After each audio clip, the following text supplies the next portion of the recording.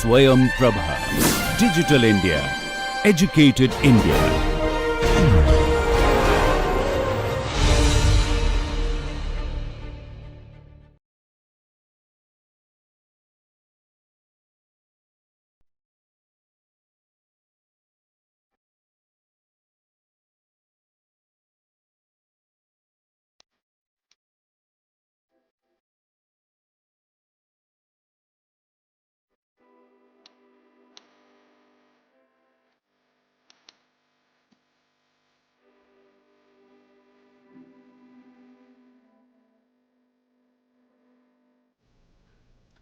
Welcome back. In lecture 55, we will cover the third part of artificial sewage treatment, and we will look into some advanced methods. So, the concepts that we will cover would be on sequencing batch reactors and membrane bioreactor, and we will also do two product studies, one for sequencing batch reactor and one for membrane bioreactor. So, sequencing batch reactor is a variation of the activated sludge process, and as you can understand from the term itself, it's we have a reactor, that means a chamber where the actual reaction takes place, and this is done in sequences. That means within the same chamber we can do multiple stages of treatment in sequences. So, that is why it is called a sequencing batch reactor. And because we can do all the different processes in one chamber, obviously the area requirement would be much lesser. So, SBS has been used worldwide since 1920. So, it is an old technology, it is not that new, and it could be used for low and or varying flow patterns. So, that means it is not effective for very large volume of wastewater, only for low volume. But the beauty is this aeration devices inside the device, or the opening and closing of certain valves, everything could be computer controlled. So, this could be an automatic process in which the entire sewage gets treated, and the final fully digested sludge, the final volume of sludge is also very less, and because the more or less the organic matter gets fully digested, and that means the final disposal is also very little. So, that makes it very effective for decentralized treatment, and maybe for large residential complexes this would be the best method to actually go for. So, in this particular image you can see the different stages or the sequences. So, incoming influent wastewater. So, the first stage is fill, then react, then settle, then decant, and then idle. So, and in the processes are mixing and aeration. These are the two basic processes. That means we mix the wastewater with the existing sludge which holds the bacteria and all, and aeration is the process of putting air inside this particular chamber. So, in its activated sludge process, we use both air as well as we use existing sludge to start the biological reactions. So, sorry, this let it be here. So, in the field stages, the sequencing batch reactor. So, we have discussed the different stages. In the first stage, in this particular phase, the basin receives the wastewater, that is food for the microbes that is already there in the activated sludge, which is already there in the chamber. So, that means some amount of sludge is already there in the chamber, and the wastewater, as soon as it comes in, for this microbes, this is organic matter is the food, and it starts consuming and then further growing, right, and gradually the organic matter in the wastewater gradually reduces. So, but this mixing and aeration can be varied during the fill phase. So, during the particular fill phase, either we can have a aerated fill, that means, or a mixed fill or a static fill. So, as you can understand, in the static fill process, neither mixing, there are mechanical mixtures or fans in this particular chamber, neither mixing takes place, neither aeration takes place. Now, that means in this particular condition, anoxic conditions takes place, that means there is no oxygen in this particular mixture, and that is when denitrification occurs. So, some amount of denitrification occurs because of that, and then we can have mixed fill, that means where the mixing happens, but the aeration does not happen. So, that is also a stage where some amount of anoxic condition is there, and there also denitrification happen, or there could be aerated fill. That means we start the aeration process as well. Now, as you understand, aeration leads to activities by the aerobic bacteria, and aerobic bacteria, their nitrification can also happen. So, in SBR, we can also make sure that along with the normal decomposition or the stabilization of organic content, we also can do nitrification, denitrification effectively as well. So, in the react phase, that is after the filling has been done with influent wastewater, in the react phase, this is where most of the BOD removal or reduction occurs, and mechanical mixing and aeration units operate on the wastewater, and the rate of organic removal increases dramatically, because the more amount of food is consumed, more amount of bacteria is formed, that actually increases the BOD removal rate gradually. And this is the react phase. So, this is the main phase, and once this react phase is completed, that means more or less all the organic matter is being consumed, then we have the settled phase, where activated sludge is allowed to settle and no further wastewater is allowed to enter into this particular system or this particular basin.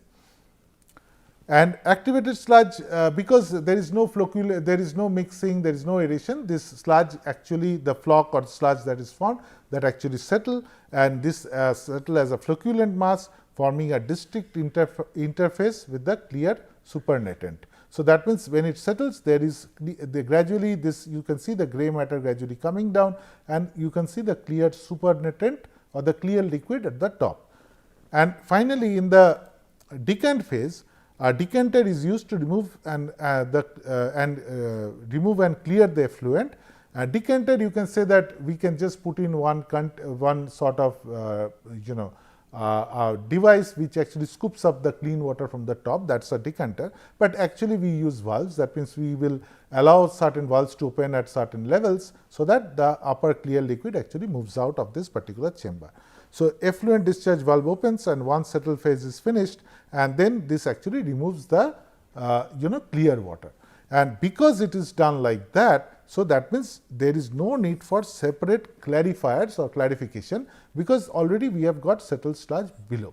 So, some amount of sludge remains, because there is constant aeration and all, this sludge is almost fully digested. So, the quantity of sludge is also not that much. So, we can keep this and we can repeat the entire process, and sometimes some amount of sludge is also cleaned up or taken out from this particular chamber.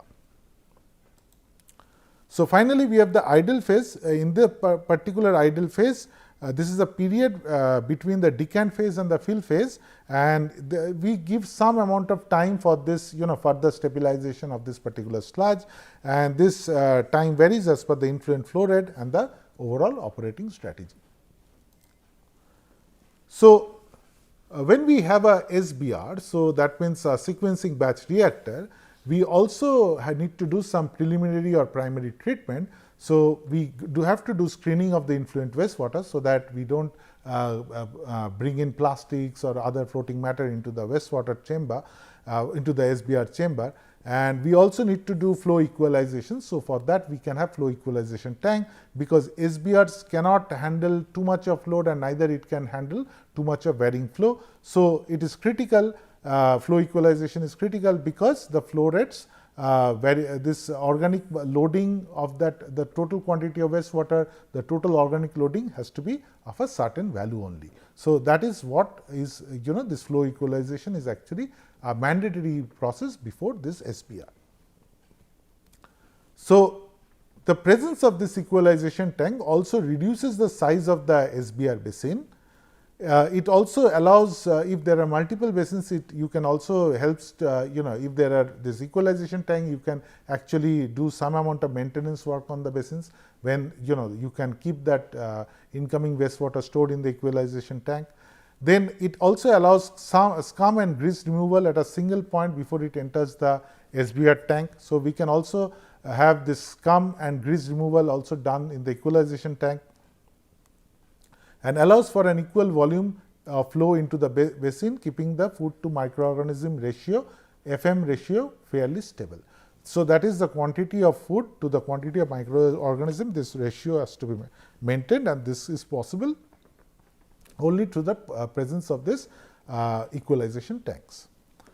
So, sometimes we also add a tertiary filtration unit following the SBR treatment. So, this is pre-treatment. Similarly, there we can have post-treatment where a tertiary filtration unit is added to the SBR treatment, which further improves the discharge quality.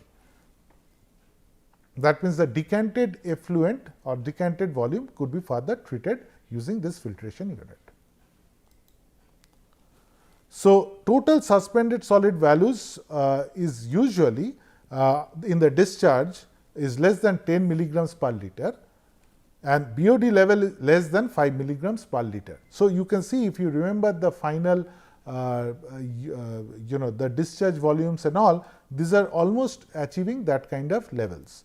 And treatment cycles can be adjusted to undergo aerobic, anaerobic and anoxic conditions in order to achieve biological nutrient removal, including nitrification, denitrification and some phosphorus removal. So, that means we not only do biological nutrient removal, that means the organic matter removal, but some amount of nitrification, denitrification and phosphorus removal can be done by changing the aerobic, anaerobic and anoxic conditions inside the tank. So, aerobic conversion of ammonia to nitrates, this is nitrification, and this happens when aerobic conditions prevail, whereas in anoxic conditions prevail, as we were saying during the fill phase, anoxic condition prevails if we do not do aeration, and this converts nitrates to nitrogen gas, which is denitrification. So, that means eventually the amount of nitrogen is less than 5 milligrams per liter and phosphorus is also less than 2 milligrams per liter. So, this is what we can achieve via SBR. So, let us look at some one product. So, this is, you can see this is one product where it is a unit, it is a compact unit design, and the different processes inside this particular unit. You can see the incoming wastewater is first taken through a bar screen, then there is the equalization tank in between, then from the equalization tank the wastewater goes into the SBR, and from the SBR some amount of sludge is taken to the sludge handling unit, because some amount of sludge has to be removed, and then the treated water goes into the treated water tank. And as you can see that these parameters after treatment like pH, TSS, total suspended solids, BOD, COD, oil and grease, and then total nitrogen, total phosphorus. You can see the quantity inside the raw water, that is 6 to 8, 250 parts per million, 250 parts per million for BOD, COD 500 parts per million, 40 ppm for oil and grease and so on. So, the treated water, the primary treatment, this one comes to around TSS is less than 30 ppm, BOD is less than 20, COD is less than 100 and oil and grease less than 10 and so on. Now, after this we can again take it through some other filters, which are secondary filters, also known as specific filters, and then it further reduces to, maybe TSS reduces to less than 10 ppm, then this nitrogen becomes less than 8 ppm and 1 ppm. And if we give another further tertiary treatment to this, that means we add a filter, then we can further reduce it to maybe 2 ppm of TSS, then less than 5 ppm of BOD and less than 3 ppm of nitrogen and so on, which is more or less as per the discharge standards that we have, and we can use it, we can further reuse this kind of water. So, what kind of reuse applications? It could be used for gardening, toilet flushing, landscape, irrigation, cooling tower, car washing, cooling tower for air conditioners, fire sprinklers, concrete mixing and other construction application, and was mostly for non-portable use. So, this is not for portable use. And what is the size of this particular commercial unit? Size could be like, if you want to treat around 10 cubic meter per day, the size could be limited to 4 meter by 1.6 meter, 2.2 meter. It is very compact. But if it is like around 100 cubic meter per day, then probably the dimensions comes to around 10 meter into 3 meter into 3 meter. So, that gives you an idea about the compactness of this kind of systems. The next technique that we will talk about is the membrane bioreactor, and as you can see in this particular image, there is a membrane, and on the other side of the membrane there is the this wastewater which is mixed with bacteria, and this bacteria consume this the organic matter, and finally the clean water passes through this membrane, and then we can get clean water. So, over here what we are doing is this MBRs integrate a semi-permeable membrane with a biological process. So, biological process is the organic this use of this aeration or this bacteria for consumption of this organic matter. This is the biological process, and we are also using a semi-permeable membrane which helps in which is the filtration process. So, we are combining a filtration and a biological treatment process. So, you can say that this membrane process is like a microfiltration, and this entire membrane is suspended in a bioreactor, so that this so that's why this combination happens. So, the membrane is basically this is a combination of a membrane process like microfiltration with a suspended growth bioreactor.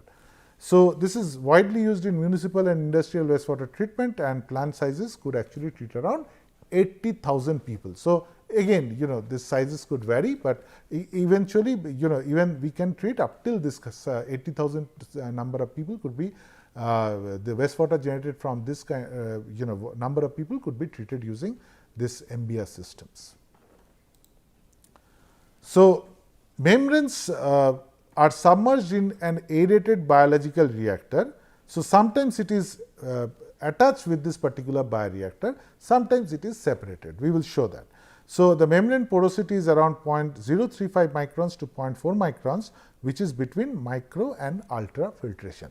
So, in this particular image you can see this is the influent this is the screen, this is the raw water that is coming in, and this is taken via screen, and this is the first zone which is the anoxic zone. So, that means there is no aeration, denitrification takes place, and then it moves to the next zone where there is mixed liquor recirculation pump. So, that means this is where sludge is already there, and this is where this is basically a bioreactor, and then we are actually mixing the incoming wastewater with the existing sludge, and then this then the organic matter is gradually being consumed, and then this is the aeration blower. So, that means air is also blown into the system, and finally, over here we have this pump which actually pumps this mixed liquor after some amount of digestion into this next module, which is the membrane module, and then we actually this some amount of this module, this is actually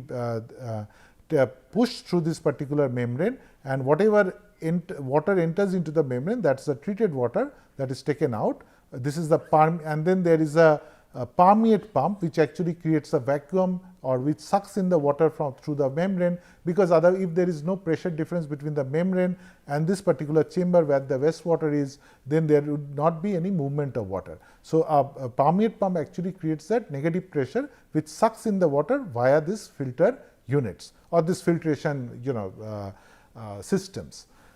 So, this is basically the membrane through which the water is sucked in, and some amount of this so gradually the water is sucked in, that means sludge increases, the volume of sludge in this particular content increases. This is actually taken back, and then you can reuse some of this sludge back into this particular chamber.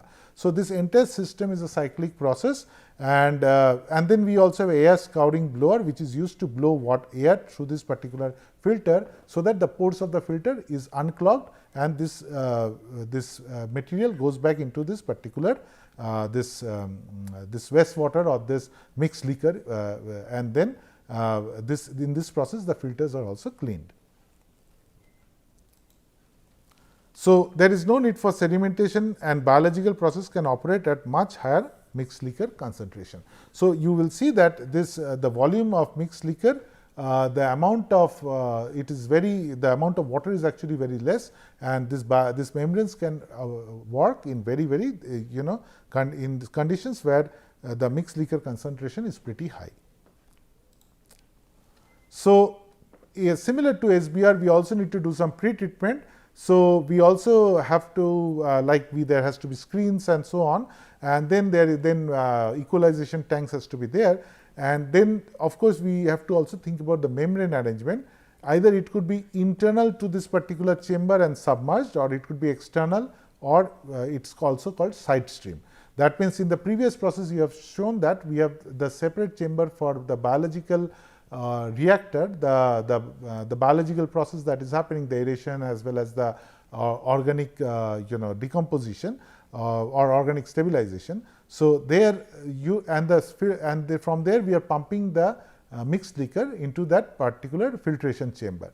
That is that's external system, whereas we can also have this particular chamber in the same chamber, this particular filtration units in the same chamber itself, or this particular membranes in the same chamber itself.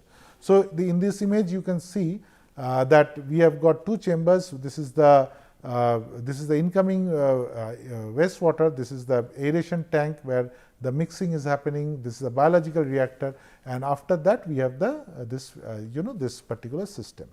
And you can see this is how the filters are arranged, and we are pumping the water, and we are using this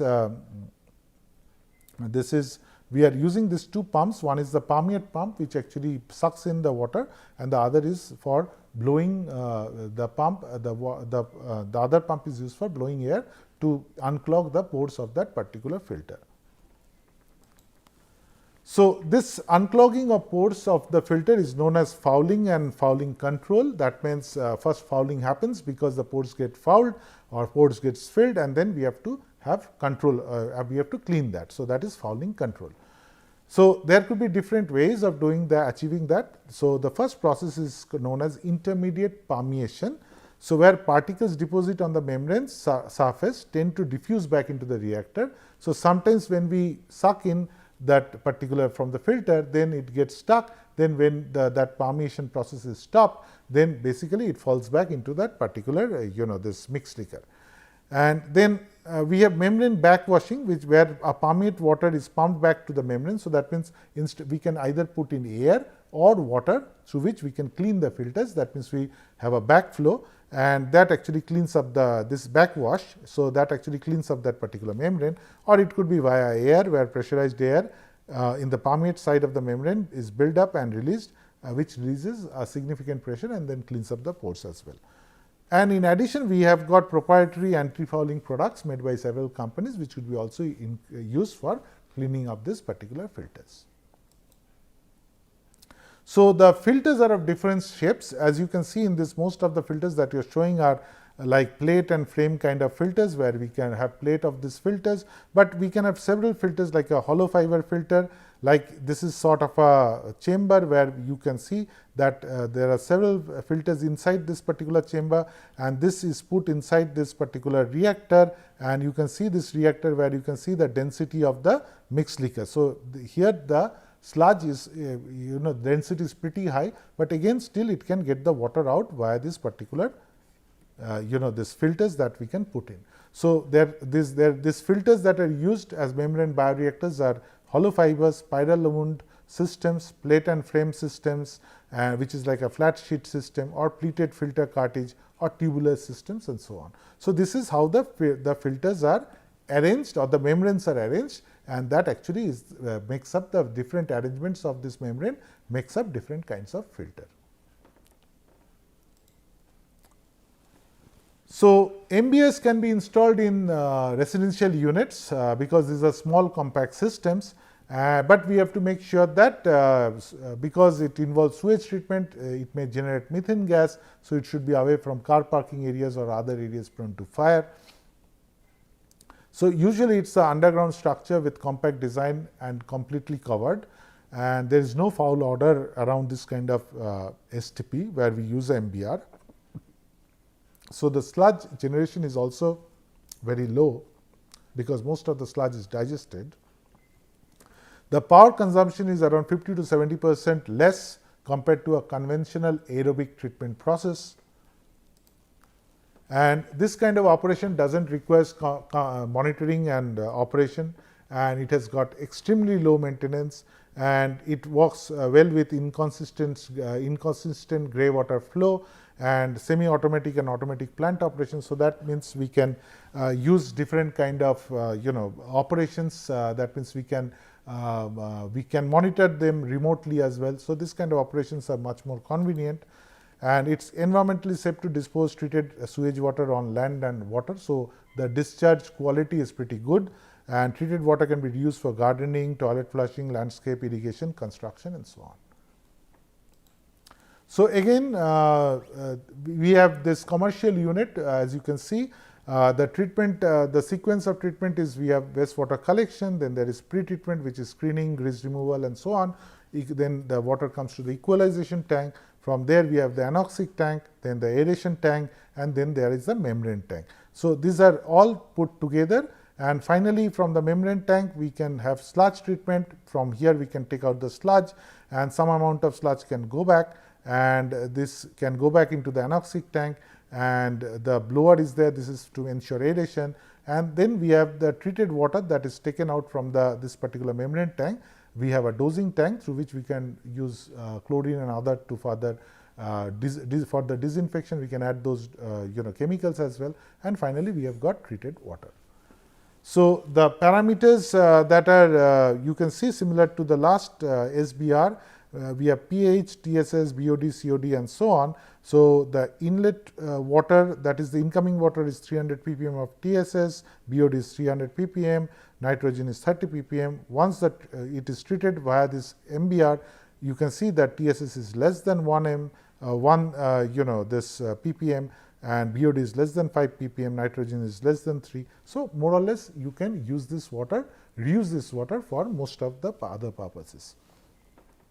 So, what set of capacity or size of these plants? Like for example, if you treat 25 meter cube per day, membrane area required is 60 meter square, whereas length, width and height could be something around 4, 2 and 2. But this is for this particular commercial product, but for different companies they will have different sizes.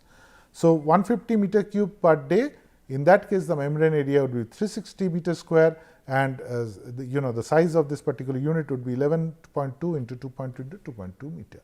And as you can understand, the membrane area is a lot. So, that is why we have to organize it in a certain way, like we have to wound the membranes into one spiral, or it has to be put in plates one after another, so that we can increase the surface area of contact, right. So, that is why this is and the other thing is we have to in this particular system the membranes has to be replaced at certain intervals, and also it needs to be cleaned regularly. So, these are the issues with this MBR system, but otherwise these are very compact units. These are very effective in treating this wastewater.